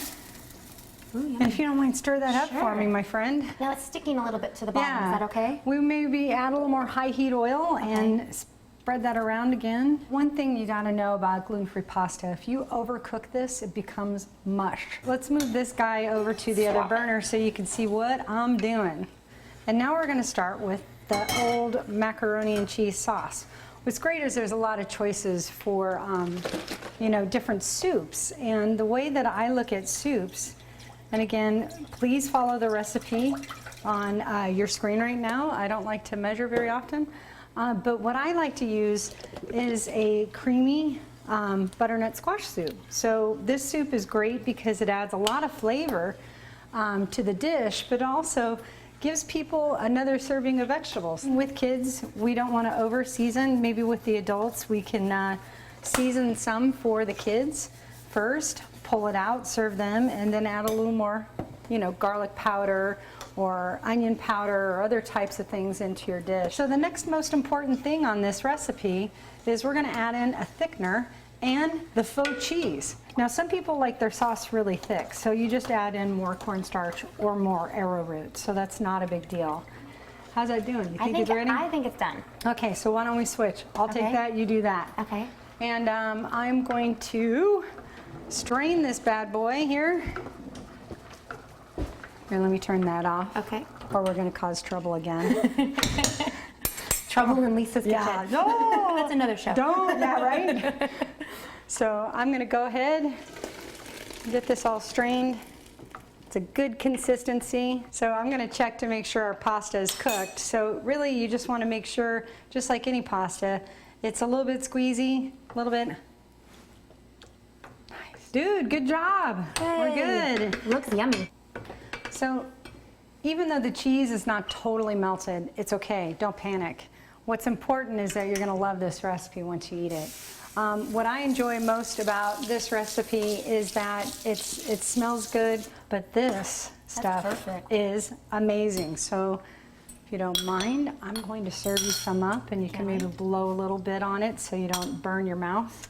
Sorry, I'm once a mom, always a mom. Just like we tell our kids. I know, right? Oh, but I can't wait. I'm excited. So I'm going to give a shot of this too, but oh my gosh, that is so good. This is the ultimate comfort food. So it's so isn't good. it good? And I'm not just saying that. It is really good. It literally tastes like something our kids would really like, and that sweetness is really, really, really good. So the bonus for us is that when we're serving this to our kids, they're actually getting a full serving of vegetables in this. So instead of just eating a bunch of carbs and worthless calories, you're actually getting some good stuff in this. And we'll be back next time. I hope you join us again here on Autism Live. We're really loving the feedback, and if you have additional feedback, here's how you get it to us. You can send it to us via email at autismlive@gmail.com. On Facebook, facebook.com/autismlive. And also there's thousands of recipes waiting for you to discover them with pictures and different things on the TACA website. So you can hit TACA on the web, tacanow.org, and we'll be back. Hopefully we'll get to do this again. I had so much fun. Maybe we'll have a little wine, but you got to join us next time. We'll look forward to seeing you then. Bye guys, we're gonna keep eating. You say howdy, we say hi. Let's get rowdy, let's get wild. Let's get. Welcome back to Autism Live. We're so thrilled because joining us right now via Skype is David Curon. Am I saying that right, David? That's it, Shannon. Okay, Thank you. fabulous. And David is the Director of Adult Services at Autism Speaks. We're so thrilled that he's here with us today to talk about Spectrum Careers and something that's new and wonderful called a job portal. And we've been so excited about this all week long. But explain this to David, explain it to us, David, about what exactly is Spectrum Careers and what's the new job portal? So thanks, Shannon. So the SpectrumCareers.com is a new website. It's a collaboration between Autism Speaks and two just phenomenal partners that we've met over the last year or so. The first one is called the Wrangham Consultants Incorporated, and they are a staffing company based in New Jersey, but they work internationally. And then the other partner is a group called Web Team Corporation, who's really done a lot of the heavy lifting for us in terms of the technical work. So what the SpectrumCareers.com is designed to do, very simply, is connect employers with job seekers with autism and other disabilities as well. And then there's a third part to the site. The third user is service providers, so employment service providers, job coaches, customized employment providers. They can also connect with these job seekers and with these businesses if they needed a little bit of help. So basically what it's designed to do is work very similarly to Monster.com or HotJobs.com, if you will. Oh, and I guess you froze on us, David. Momentarily, I thought you were pausing to think for a second. But we're going to get David back. But this is a wonderful, amazing thing. When you think about this and you go, oh my gosh, this has arrived. The Spectrum, so it is www.thespectrumcareers.com. And while we get David back online, you guys can be going on that site and taking a little look around to see how amazing this is. David, have we got you back? We can hear you. Have you got him, Kelby? Okay, we just need you to put your picture up, David, if you can push your video so that we'll be able to see you. While you were gone, that's great. While you were gone, I was telling them to go to www.thespectrumcareers.com to start to check this out, because it really is something that, it's amazing to think this is so brilliant. It's as if, why didn't we have this 5 years ago? But the truth is, this is the moment in which this kind of a thing can be so beneficial to our community. Its time has come, and I'm so thrilled that someone with your savviness is leading the charge with this. So tell us a little bit more about when you go to the site, David, how you would experience this if you are an employer. Sure. So it's very simple and user-friendly, and that's thanks to our partners who have created this. And I want to say off the bat that it was designed largely by a developer who happens to be on the autism spectrum himself. So many of these features come from his personal experience and his preferences. So it's very simple when you log in as an employer. I've done it myself because I'm posting all of our jobs that are open here at Autism Speaks. And I'm not the most tech-savvy guy. So it's very user-friendly. You simply register very quickly with a general form. You're going to input your name of your company and your location, a contact person, and some basic contact information. After that, your next step is to simply post your open jobs. So there are different tools that employers will be able to use. Some are traditional. You can upload an attachment, say, so a PDF you may have of your job description. But the more interesting and unique tools that we have are video and visual tools. Because of so many people with autism do learn visually and prefer to communicate visually, it's often helpful to provide photos of the workplace. So you could take a photo of our office, for example, to show that this is the type of work environment that this job would be using. And you can also shoot a video, a welcome message from the hiring manager. And we've been doing that here at Autism Speaks, just a nice personal touch, so that the person who's looking for the job gets to kind of get a feel for who they may be working with and what that person's personality is like. So those are some of the tools that are available to employers. And can you also post if you have internship positions available? You can post any sort of job. So there are options when you do post your position. There are options to select internships for pay or not for pay. You can select a full-time or part-time or temporary position. You can specify how long the position would be open for. So there's all sorts of options. It's very flexible to meet the needs of any employer. Well, I can tell you, I'm going to be on there later on today, putting on some internships for the summer for autism-live, because oh, fantastic! I love this idea. So that's from the employer end of things, and of course, we know, and there are more people who are discovering that as an employer, there are many reasons why you should employ people who are on the autism spectrum. These are some of the most employable people on the face of the earth. They're going to do a great job. They have great attention to detail and a skill set that is absolutely amazing. Am I right, David? Absolutely. And there's been a lot in the news lately, which is exciting, from companies like SAP and Microsoft making announcements that they are targeting this population because of those skill sets and because of those strengths. Now, at the same time, it's important to note that not everyone with autism has the same skills and not even would want to work necessarily in those high-tech fields. But we should all keep in mind that people with autism are capable of any kind of work at any level. So just for an example, at Autism Speaks, we posted a vice president's position for major gifts, someone It was, talking with donors on a regular basis, trying to solicit major donations. And we were also posting the position for someone managing the database for our website, which may be more of a traditional expectation of a job for someone with autism. But we want to make sure that we're not putting our own values and judgments on what people with autism can do. They Yes. can do anything in any industry, and we want to make sure those opportunities are made. Well, I love that. We need to lead the charge of letting go of limiting beliefs where autism is concerned, so I love that. Now, I want to talk about this from the other side of the equation, though, Dave, about if you are an individual who's on the autism spectrum and looking for work, how do we approach the site and what does it do for us there? Sure. So a similar start to the employers. You're going to click on a register button, and it'll ask some basic information about you and where you live. And that's important to provide that information because it'll help in the job search when the algorithm for this website does its work. It does so based on where you're located and where those jobs are located.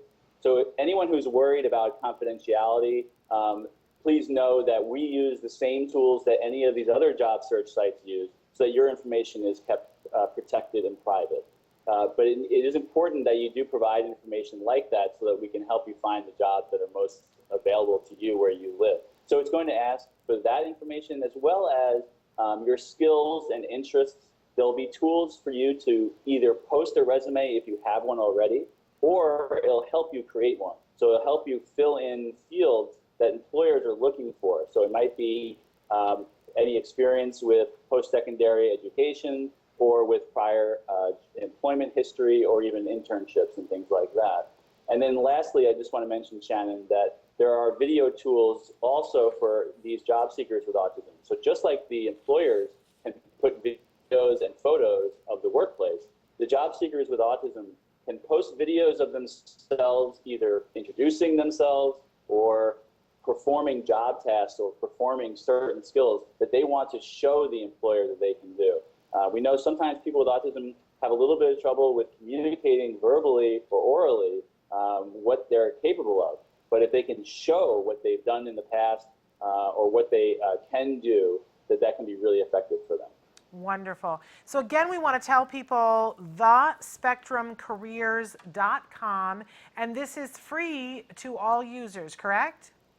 Absolutely, and I just want to give another thanks to our partners, Rangam Consultants and the Web Team Corp, because they have made sure that this is made available for free to the businesses that use it, to the service providers who may use it, and especially to those with autism who are looking for jobs. That was really important to us at Autism Speaks. Everything that we create in terms of resources and tools like this need to be made freely available and widely available. So we thank our partners for their commitment to that. Absolutely. Wonderful. Now, we need to take a break, but Dave, are you willing to stay with us and when we come back, talk a little bit more about some of the other things going on with adult services at Autism Speaks?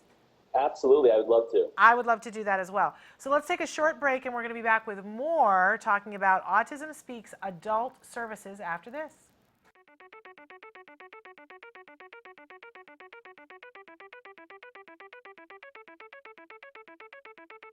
Hi, I'm Shannon Penrod, and we're at the ABCs and XYZs of Special Needs Conference. And this year, for the first time, they've got something really remarkable. It's the Entrepreneurial Boutique. These are all items that have been made and are being sold by individuals who have special needs. So we're going to do a little shopping and talk to some of these fabulous entrepreneurs. Come on. My name is Molly Rarick, and I'm founder of Breed's Gift. We're a nonprofit that serves teens and adults with special needs, like Chase here. We were founded in 2013 and serve people in the Conejo Valley, Santa Barbara, and LA. Our main objective is to give our participants the skills they need to gain a more independent life. My name is Shelley Cox, and Lisa Zalagi and I are founders of Creative Steps and Create Micro Business Enterprises. And the items that we're selling here today are all made by the clients who have passions about what they want to make, and then they get the profits from what they make, after we've paid all of the other expenses. We are here today because my goal is to be independent, and also I would like to share all my artwork, and I would like to sell. Thinking about at his young age being a businessman, you know, it's amazing. I cannot be more proud.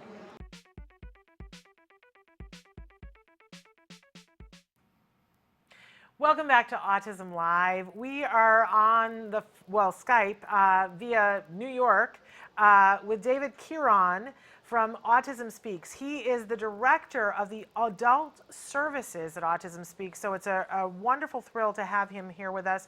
We were talking a little bit before about thespectrumcareers.com, a wonderful new job portal that we want to encourage all of you, whether you are an individual who's on the spectrum looking for a job, or you're an employer who has a job that you really want to have filled with somebody who's fabulous. Go on thespectrumcareers.com. It's free, and let's connect you, those wonderful employees and employers. But we asked you to stick with us, Dave, to talk about some of these new things that you have going on for adult services. It's very timely to be talking about this. So many people during the month of April saw the amazing report about what it's like for parents and for families with an individual on the spectrum when they age out of the traditional services and get to that cliff. And it got a lot of people talking. It was on Dateline about, well, what is out there? And I, you know, while I certainly enjoyed watching the program and felt for the families what they were going through, one of the things that I was saying is we all need to be aware of that there are amazing programs that are out there. You just have to be connected to them, and they're growing every day. And you've got some amazing stuff to let families know about who think that there is nothing out there. So let's start. We talked a little bit about the employment before, but let's talk a little bit about the housing and residential supports that Autism Speaks is working on. Sure, and you know, you're absolutely right. That was an important news item that went out there and really got people talking about this topic. And before we talk about housing, I just want to mention really briefly transition, because we do consider that part of our adult services, what we work on here at Autism Speaks. And as you saw in that show on Dateline, you know, that transition period is crucial. It's absolutely crucial to setting up our adults for success once those educational entitlements end. So while everyone has, you know, their best intentions in mind, it's really important to learn from those who have come before us and design the transition years. So really between age 13 and 21.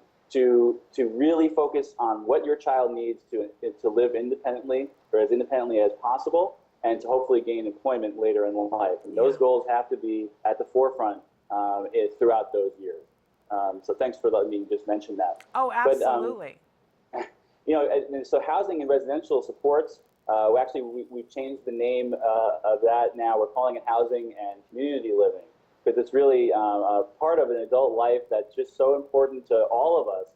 And for people with autism, has often not been made available. Many people with autism, after they leave high school, find themselves back at home on mom and dad's couch. They are less engaged in the community and in post-secondary education and employment than almost any other disability group that they're compared against. And so this housing issue is really a crucial one. Many people with autism find themselves growing very lonely and isolated when there is no place for them to go if they're part of a community. So we've hired a new person recently in the last several months named Angela Lello, who's based in DC. She's our director of the Housing and Community Living Initiative. And really what Angela's working on is making sure that more and more of these community-based services, housing and residential supports designed for people with autism are made available to those adults who want them.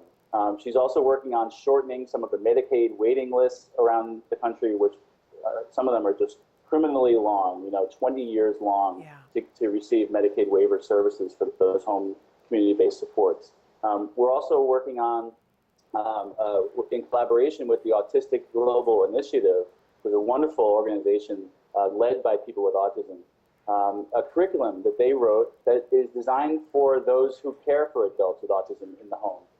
Right now, there are really no minimum standards or regulations, very little in terms of maintaining quality of the people who work with our loved ones once they're adults. So the Autistic Global Initiative wrote a curriculum, and that is part of our initiative to push for minimum standards for those who work with our people at home. Wonderful. Wonderful. And if somebody wanted more information about this area, about the curriculum, and which site should they go to get that, Dave?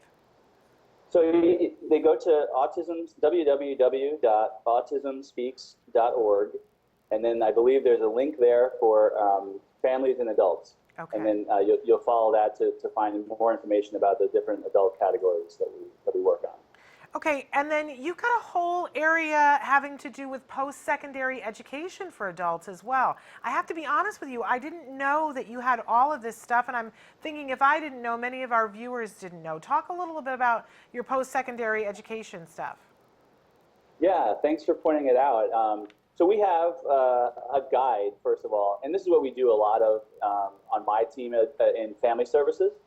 We create these toolkits and guides for families and for adults with autism. This one is about the post-secondary education opportunities out there.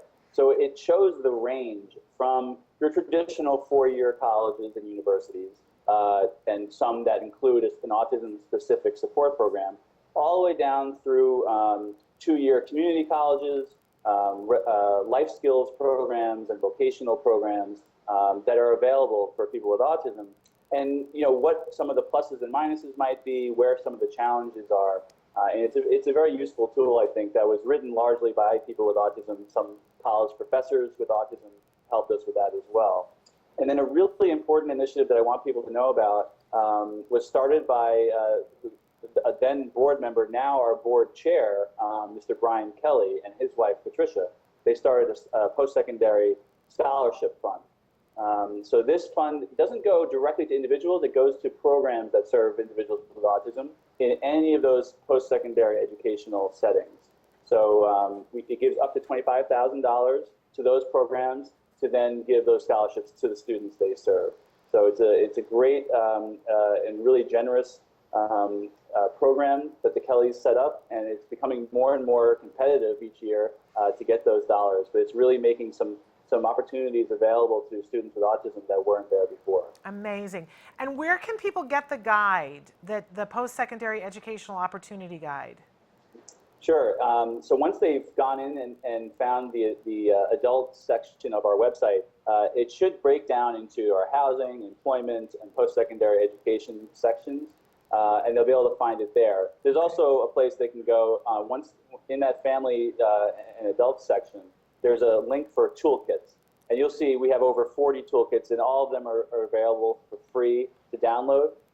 Some of them are also available for print. If you ask us, we may be able to send it to you in a print version, but they're all there for free, and you can find it on our website. Okay, because I have to definitely get that. We have at least 5 people a week, Dave, who will write in and say, how do I find out what the different college programs are, who has what, and what a wonderful thing that you guys already have it. I'm going to send everyone to you guys when they ask for that information.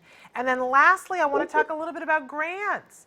You guys have been giving grants, and you've got a bunch of grants. What kinds of grants, if people are looking to apply for grants right now, what are you looking for in the family and the adult services area? Sure. So, really, in the past, a lot of these grants went to programs that were coming up with new and innovative ideas for how to support people with autism. And the ones that are really innovative and are very exciting often get these grants. And I should say that these decisions to award the grants are not made by us as staff at Autism Speaks, but they're made by committees that are comprised of people with autism, parents of people with autism, and then experts in each field. So it's important to note that.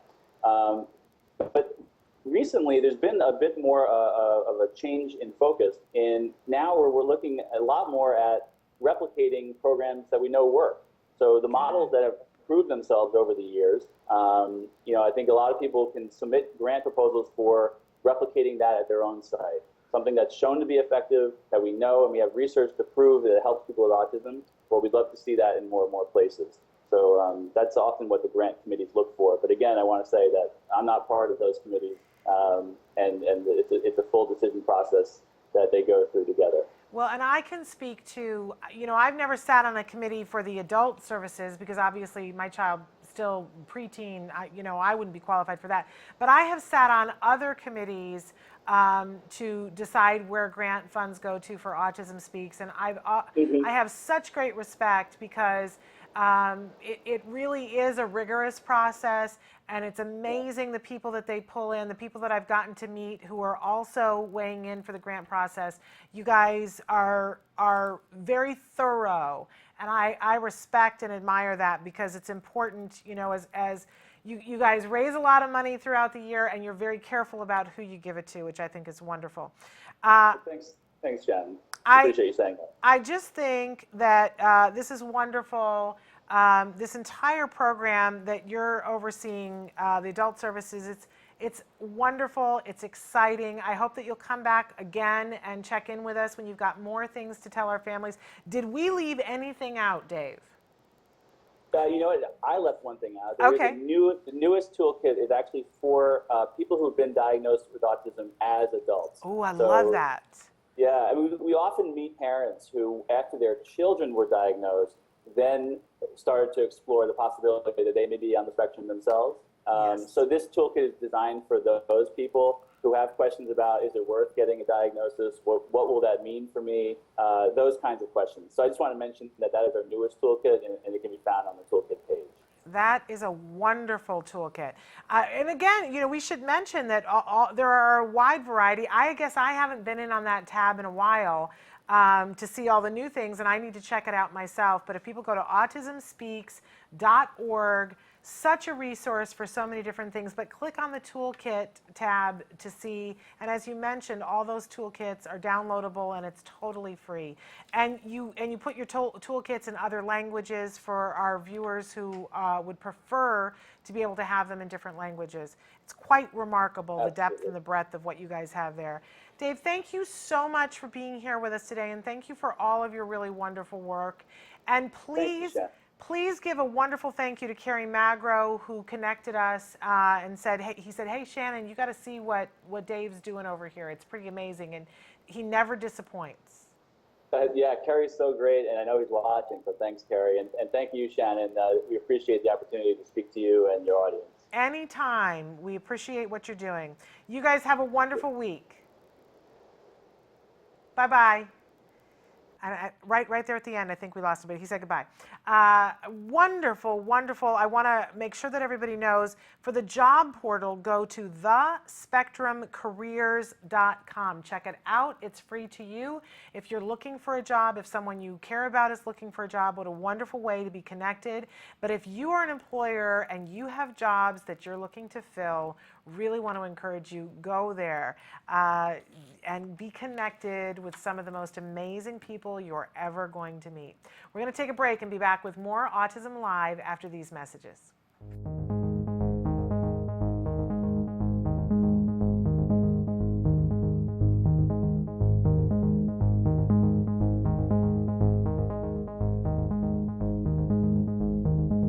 Mid-swing on this wonderful day, this wonderful walk with Mr. Matt Asner. Talk to us about today's walk. Do we have any facts, figures, numbers, or just pure emotion? Just pure emotion. I'm about to get the numbers. We'll see what it is. Okay. I think it's probably close to 1.6, probably. That's my feeling. But it's incredible. We had 55,000 people plus here today, and honestly, I've been here 7 years. It gets better and better and better. So. And really what you fostered here today is hope. I know that's your favorite four-letter word. Where are we without hope? Where are we? Really, I mean, seriously, where are we without hope? Hope is everything. Hope is eternal.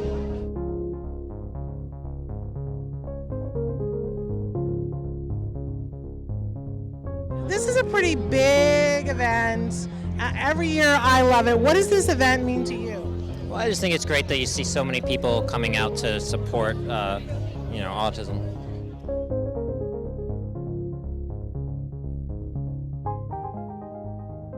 So we're here with Max Burkholder. In your life, there's a whole community of people that are going to love you no matter what you do, no matter where you go, no matter what you do, and that's the autism community. Are you okay with this? Is this a good thing? I'm pretty okay with it. This seems to be a pretty happy, supportive community. Well, what did you learn about autism through portraying this wonderful character? Sort of the individuality of it. You know, like with autism spectrum disorders, a tendency is to sort of generalize everybody with sort of the same degree of affliction as sort of exactly the same, and very generalize them a lot. But something I found while just talking to everybody, and that I tried to put into the characters, just the sense of individuality that all of them have, everybody has. And so at a certain point it became not really even portraying autism, it just sort of became portraying the character.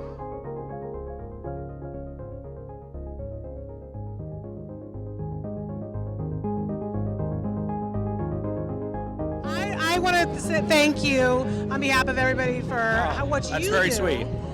To bring awareness and to raise money. That's a tremendous, tremendous legacy. But as a dad, you've got other things that you're doing as well. Yeah. I want to know, as a family, if you have any advice, what's been something that's been helpful to you personally? You know, get your autistic kids out in the community. I mean, my son's got a guide dog, so he goes to a lot of cool places. He surfs, he skis, does gymnastics. He's actually trying Hebrew school. I'm not quite sure if he knows what's happening there, but he does all kinds of cool things, and he has a lot of friends.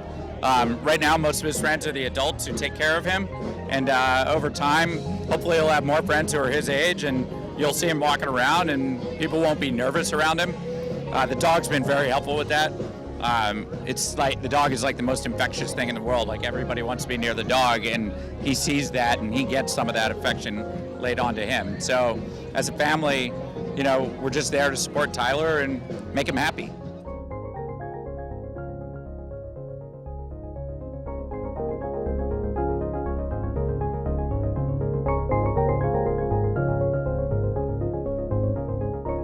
Welcome back to Autism Live.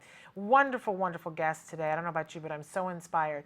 I wanted to take a couple of seconds here, though, to address some questions, because quite honestly, we didn't get to very many questions this week or last week with Dr. Grandpichet not being here. But there are a couple of questions for me. So I had answered the question that somebody had written before about how do I personally, you know, what's my opinion about how do we know when to let our kids do what they want to do? And when do we take our agenda and push it forward? You know, when is it best for them? And they wrote back and said, thank you for your advice, Shannon. It's usually what we think is best for him, but his nonchalance, I can't talk today, or resistance. I wonder. He is going on a school trip, and most likely he will be by himself. I think it worries me more than it does him. Got to look up the acceptance therapy that you mentioned, and thanks again for all that you do. Yes, and just know that my advice is from a helicopter parent, right? So you have to filter everything I say through that, because I need to learn how to let go too, and that's, you know, we're working on that. But acceptance commitment ACT therapy, acceptance commitment therapy is a wonderful thing for all of us. And it wasn't invented for individuals who are on the autism spectrum or parents of individuals on the autism spectrum, but by the way, it's good, you know, for us as well.